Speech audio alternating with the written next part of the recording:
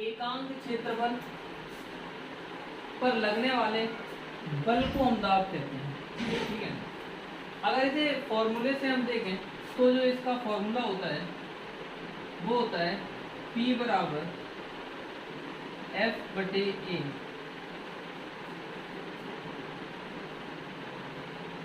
बल बटे क्षेत्रफल, जो कि हमारी परिभाषा के हिसाब से बिल्कुल सही बैठता है। एकांक क्षेत्रफल पर लगने वाले बल को हम दाब कहते हैं। ठीक है, तो किसी सतह के एकांक क्षेत्रफल पर लगने वाले बल को हम दाब कहते हैं। तो अगर हम दाब के बारे में देखें तो बल और क्षेत्रफल की बात हो रही है। बल का मात्रक हमें पता है, बल का मात्रक होता है न्यूटन, जिसे हम N से लिखते हैं, N से लिखते हैं। क्षेत्रफल जो होता है हमारा ये मीटर स्क्वायर,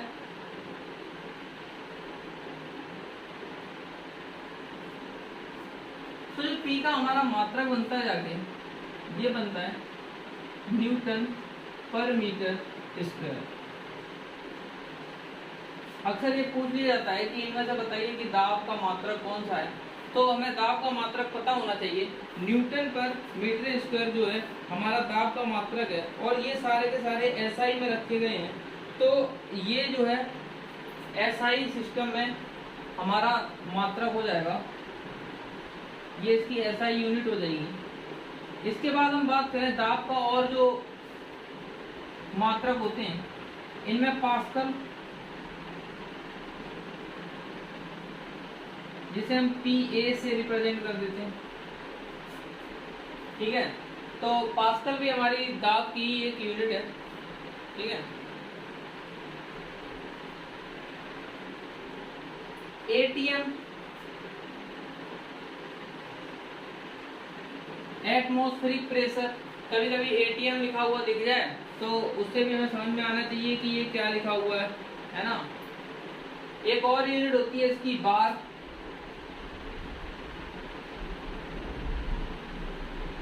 तो ये सभी की सभी क्या है, दाब की यूनिट है, जिन्हें हमें पता होना चाहिए कि कौन कौन सी यूनिट हमारी दाब की यूनिट है। ठीक है, और ये कब कब कौन कौन सी यूज होती है, कहाँ पे इस्तेमाल होती है, ये भी हम समझेंगे।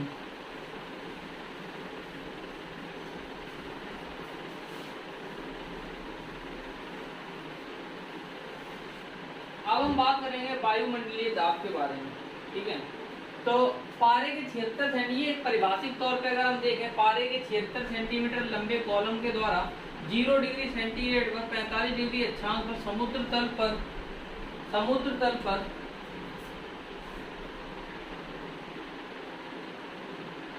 लगने वाले दाब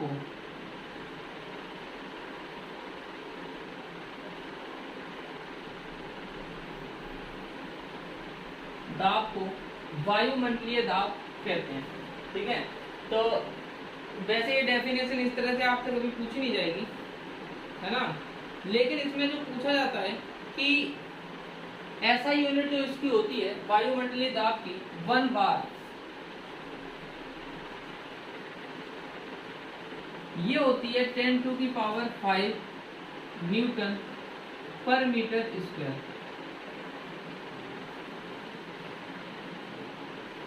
जो एक बार होता है हमारा, ये 10⁵ न्यूटन पर मीटर स्क्वायर के बराबर होता है।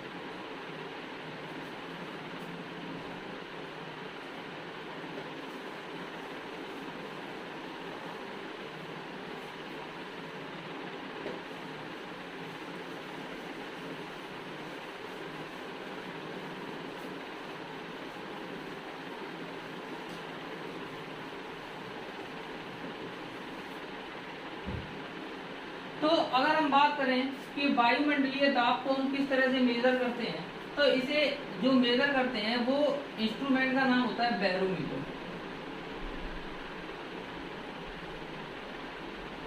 बैरोमीटर से हम वायुमंडलीय दाब को नापते हैं।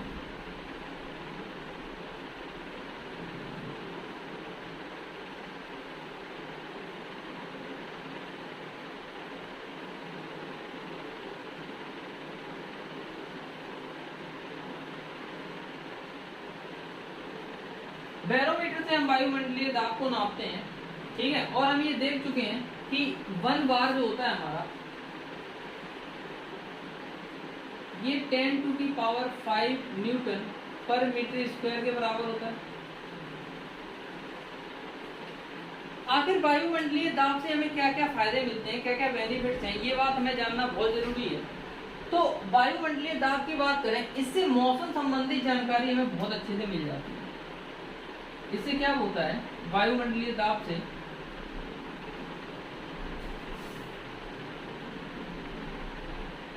मौसम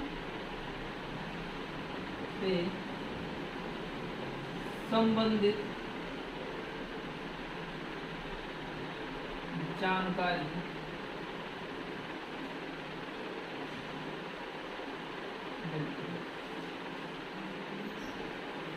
अगर क्या हो हमारा बैरोमीटर पर वायुमंडलीय दाब, ठीक है, इसे हम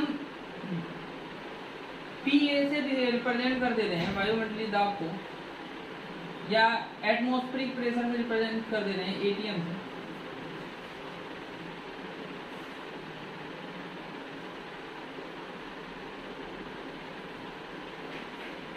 अगर हम बात करें वायुमंडलीय दाब हमारा तुरंत का तुरंत नीचे गिर जाए, बैरोमीटर पर हमें पता चले कि हमारी रीडिंग जो है वो वायुमंडलीय दाब की तुरंत नीचे गिर गई, ठीक है। अगर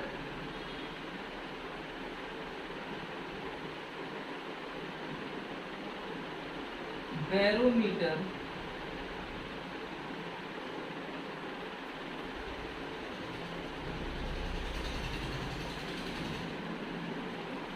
रीडिंग तुरंत नीचे गिर जाए,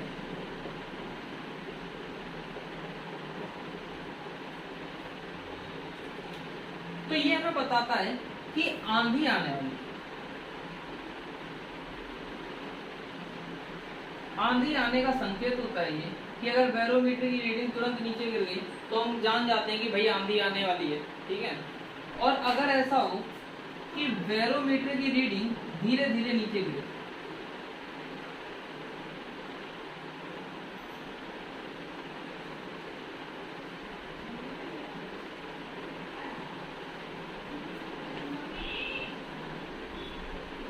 धीरे धीरे नीचे गिरे, तो हम कहेंगे कि वर्षा होने वाली।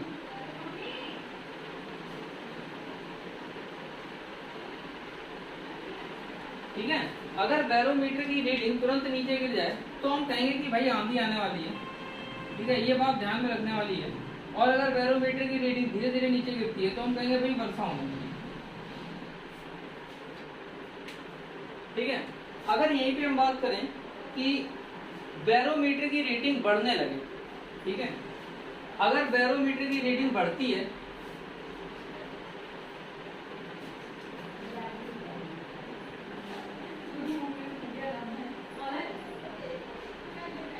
अगर बैरोमीटर की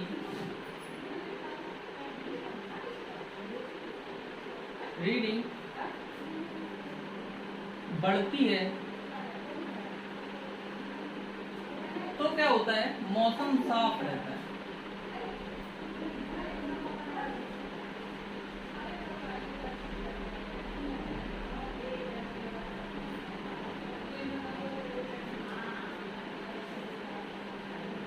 ठीक है, तो आप लोग इसे नोट कर लीजिए।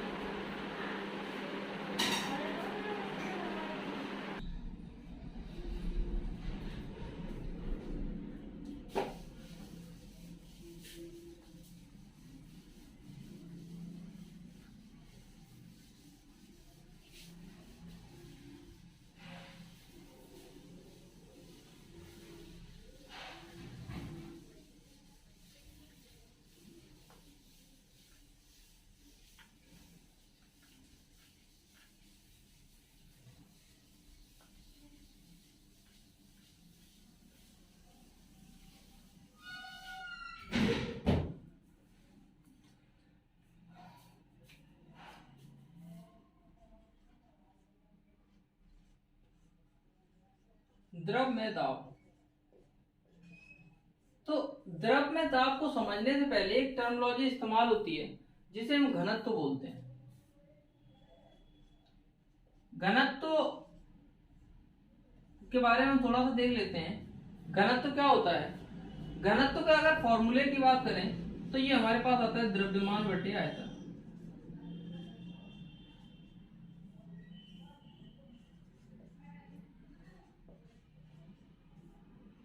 द्रव्यमान बटे आयतन।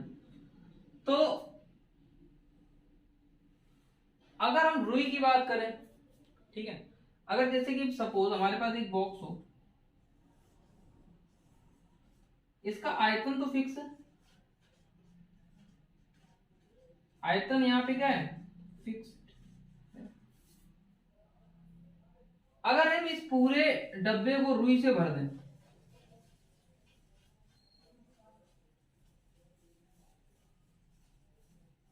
ये पूरा डब्बा हमने रुई से भर दिया भाई, इसको उठाएंगे तो इसका वजन कम होगा, सीधी सी बात है भाई। अगर इसे उठा के हम देखेंगे तो इसका वजन कम होगा, ऑब्वियस सी बात है, इतना वजन नहीं मिलेगा हमें।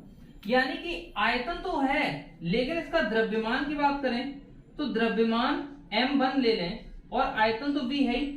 तो जब हम m1 को b से भाग देंगे तो कहीं ना कहीं डेंसिटी d1 जो आएगी ये कम आएगी।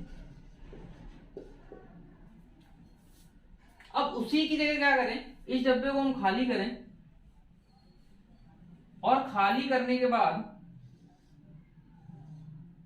इस डब्बे में हम लोहा भर दें। ये लोहा है, ठीक है, एकदम बहुत ही डेंसिटी से भरा हुआ है लोहा है ये पूरा का पूरा, ठीक है, अच्छी तरह से भरा हुआ है ये। तो इसका वजन क्या होगा? इसका वजन अगर अब हम m2 ले लें तो यहां पे आएगा m2 बटे b, और m2 का मान ज्यादा होगा यानी कि d2 का मान भी ज्यादा होगा, ठीक है। यहां से हम देख सकते हैं कि अगर कोई भी ठोस चीज है, कोई भी अगर ठोस चीज है तो उसका जो घनत्व होगा, डेंसिटी होगी, वो ज्यादा होगी, और जो वजन में कम है और आयतन ज्यादा गिरता है तो उसका घनत्व क्या होगा? कम होगा। अगर हम यहाँ पे पानी और शहद को कंपेयर करें,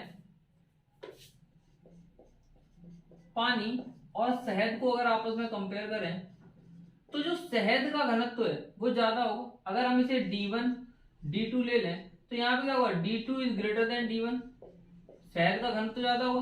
भाई एक डब्बे में आप शहद भर लीजिए और एक डब्बे में आप पानी भर लीजिए तो आपको पता चलेगा कि किसका घनत्व ज्यादा है। तो पारे का जो घनत्व होता है वो और भी ज्यादा होता है, पानी से 13 गुना ज्यादा होता है पारे का घनत्व। यानी कि अगर आप 1 लीटर का डब्बा लेते हैं और उसमें 1 किलो पानी भर लेते हैं और उसी डब्बे को खाली करके उसमें अगर आप फिर से पारा भर लें तो वो 13 किलो का डब्बा हो जाएगा, ठीक है। तो 13 गुना डेंसिटी में अंतर हमें देखने को मिलता है इसमें, ठीक है। इसे हम रिप्रेजेंट करते हैं डी से, डी से रिप्रेजेंट कर लेते हैं या रो से रिप्रेजेंट कर लेते हैं, ठीक है। तो अलग अलग किताबों में अलग अलग लिखा होता है तो वो कोई इशू नहीं है, डी हो या रो हो, हमें पता होना चाहिए घनत्व तो घनत्व होगा।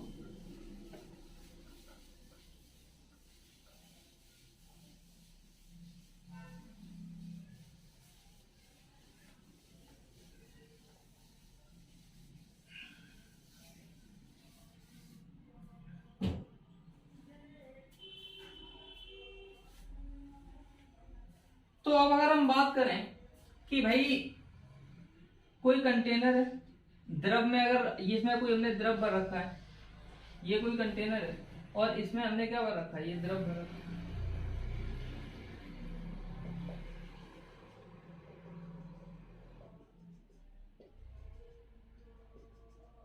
ठीक है। अगर इसके घनत्व की बात करें, मान लें अगर हम इसका घनत्व कुछ डी घनत्व का है, ठीक है, और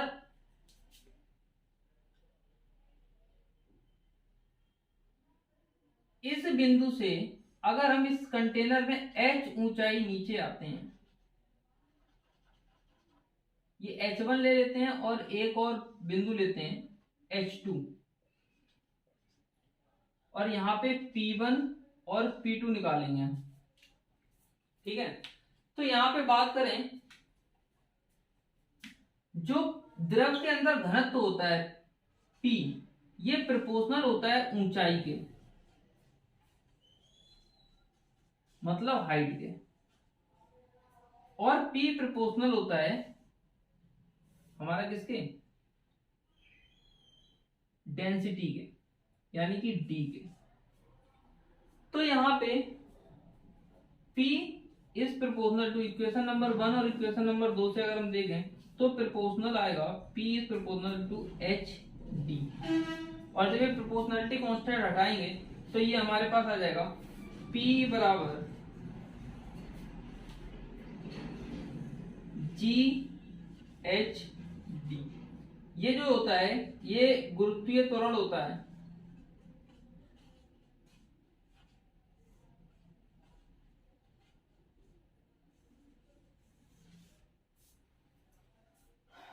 तो यहां से अगर हम देखें इस फॉर्मूले से देखें कि भाई P1 अगर हम निकालें तो ये आएगा हमारे पास H1 और इसकी डेंसिटी D है इंटू G, और P2 की बात करें तो ये आएगा H2D इंटू G। ठीक है, तो यहां पे हमें पता है भाई ये तो सेम है, ये दोनों चीजें तो सेम है, DG तो दोनों में सेम है। यहां पे H2 ज्यादा है H1 से, यानी कि P2 ज्यादा होगा P1 से। क्या मेरी बात समझ में आ रही? P2 ज्यादा होगा P1 से, यानी कि हम जानते हैं कि हम जितनी गहराई में बढ़ते हैं, हम जितना गहराई में बढ़ते हैं दाब बढ़ता है।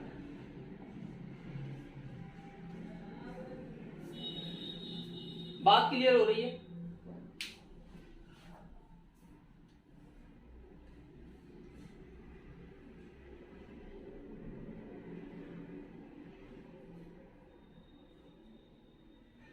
अब अगर यहां पे हम देखें कि दाब में कुछ प्रॉपर्टी होती हैं, जैसे अगर हम किसी सरफेस को लें, ठीक है, इसको अभी हटा देते हैं, समझ में आ गई ये बात हमारे, ठीक है। तो अगर हम यहाँ पे किसी कंटेनर की किसी सरफेस को लें, सपोज ये हमारा कंटेनर है,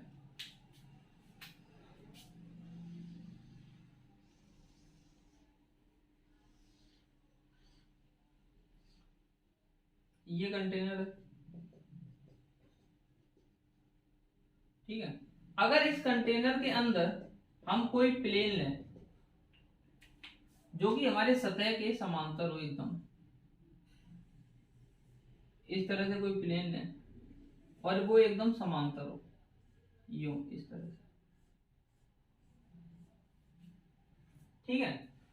इस प्लेन पे जितने भी बिंदु होंगे, इस प्लेन के ऊपर जितने भी बिंदु होंगे, इन सभी पे दाब समान होगा। यानी कि क्या कह रहा है ये नियम कि समान गहराई पे जाने पर जो भी हमें बिंदु मिलेंगे सभी पे दाब बराबर होगा।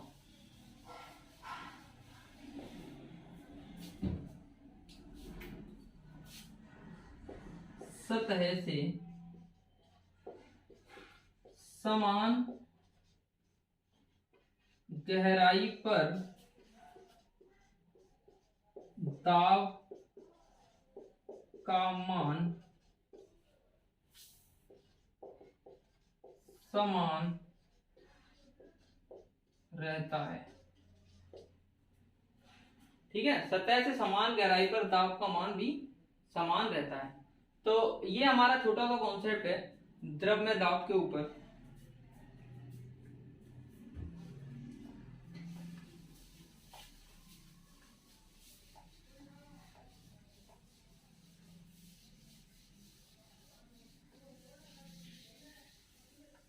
इसके बाद हम देखेंगे पास्कल के नियम के बारे में।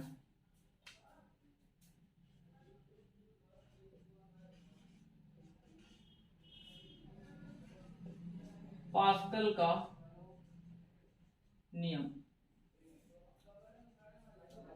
पास्कल ने क्या बोला कि अगर कोई द्रव आपस में जुड़े हुए हैं, ज्वाइंट हैं, ठीक है, उनके बीच में कोई लिंक है, तो एक समान सतह पर, उन सतह पर जितना जो भी बिंदु मिलेंगे उन सभी पर दाब समान होगा।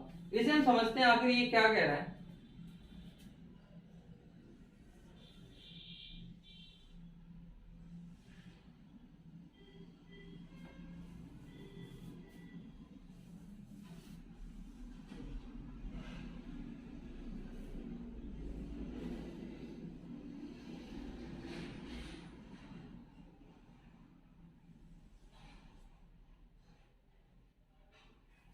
ठीक है, तो इसमें हमारे एक लिक्विड भरा हुआ है,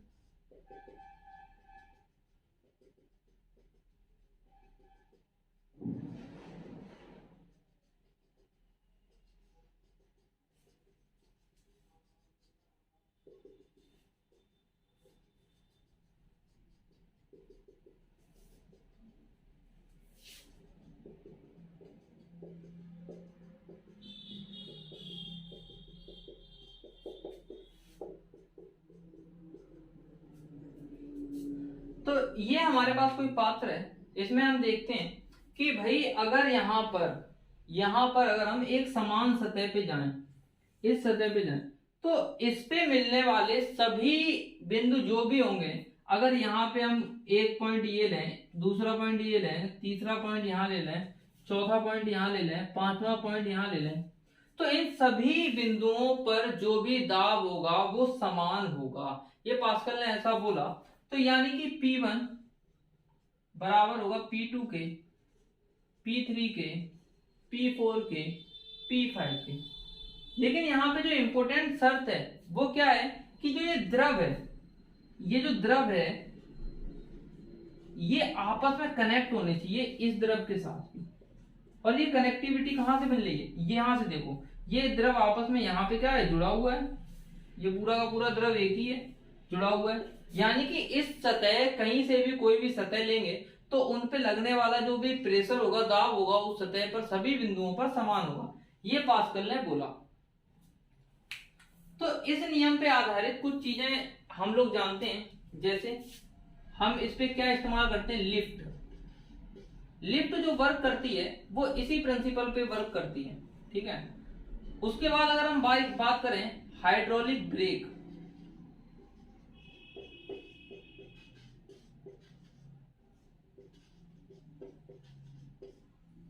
हाइड्रोलिक ब्रेक हो गई, हाइड्रोलिक लिफ्ट हो गई, और भी काफी सारी चीजें हैं जो कि इस नियम पे हम इस्तेमाल करते हैं। हाइड्रोलिक प्रेस भी एक एग्जांपल है इसका।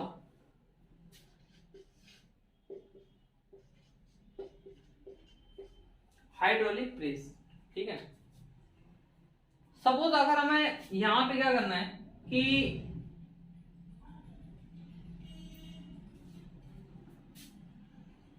कोई ब्रेक लगी हुई है यहाँ पे, जैसे कि ये ब्रेक हमने इस तरह से लगा रखा है गुटका, और ये एक ब्रेक है जो कि पहिए पे जाके कनेक्ट है, ये पहिए पे जाके कनेक्ट है, ठीक है।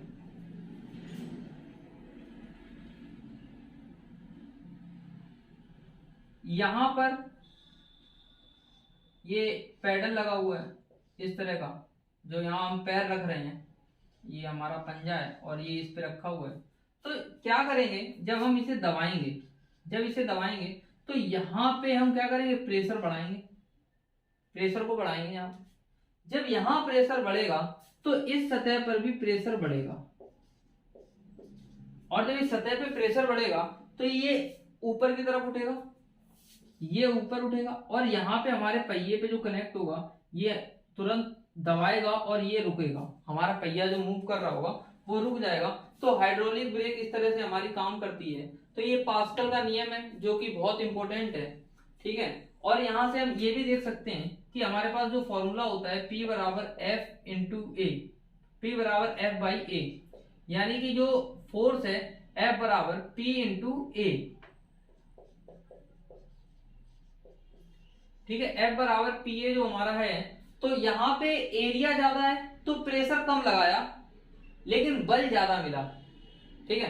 और यहाँ पे हमारा एरिया कम है, तो अगर एरिया कम है तो प्रेशर हमें ज्यादा मिलेगा लेकिन बल हमें F के बराबर ही मिलेगा।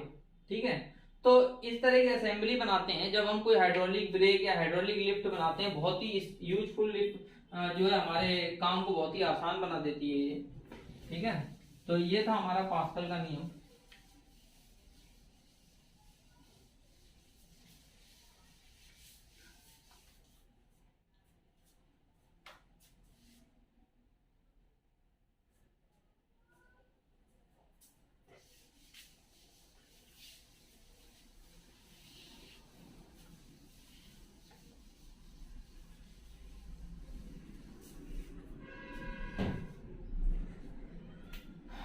नॉर्मली क्या होता है, हम बात करेंगे अब गलनांक और क्वथनांक की। आखिर दाब का गलनांक और क्वथनांक पे क्या प्रभाव पड़ता है।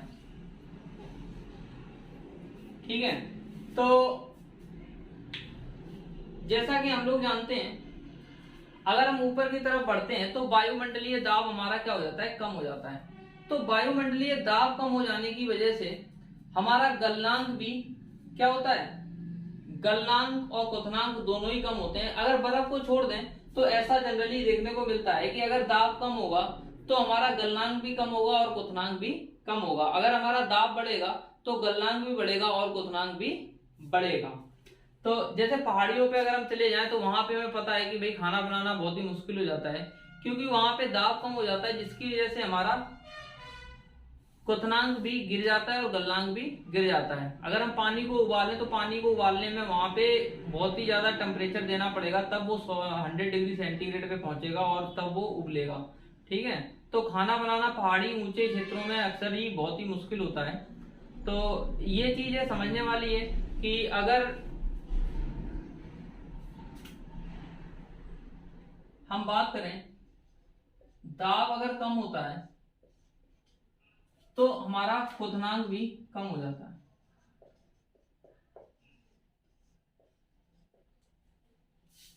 और अगर हमारा दाब बढ़ता है तो क्वथनांक भी बढ़ जाता है। अगर हमारा दाब कम होता है तो गलनांक भी कम होता है, बर्फ को छोड़कर। बर्फ को छोड़ दो भैया, बर्फ कुछ स्पेशल केस है। ठीक है, ये दाब कम होता है तो इसका बढ़ता है भाई गलनांक। ठीक है, और दाब अगर बढ़ता है तो गलनांक बढ़ता है, इसमें भी बर्फ को छोड़ दो। ठीक है, तो ये हमारे पास कुछ डाटा है जो कि हमें ध्यान में रखना है कि दाब का गलनांक और क्वथनांक पे क्या प्रभाव पड़ता है। ठीक है, तो ये जो है हमारे एग्जाम के पॉइंट ऑफ व्यू से बहुत ही इंपॉर्टेंट है और बहुविकल्पी में इसमें बहुत सारे क्वेश्चन बन जाएंगे। जैसे पास्कल का लॉ पूछा जा सकता है, P बराबर F/A पूछा जा सकता है, या इसकी यूनिट पूछी जा सकती है। बहुत सारे क्वेश्चन बन सकते हैं। ठीक है, तो हमारे चैनल को लाइक करें और सब्सक्राइब करें और पढ़ते रहें। जय हिंद।